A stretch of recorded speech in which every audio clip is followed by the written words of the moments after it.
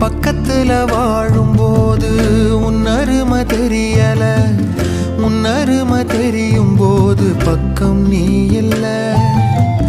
தன்னந்தனி படகு போல தத்தளிக்கும் வாழ்க்கை போல தண்ட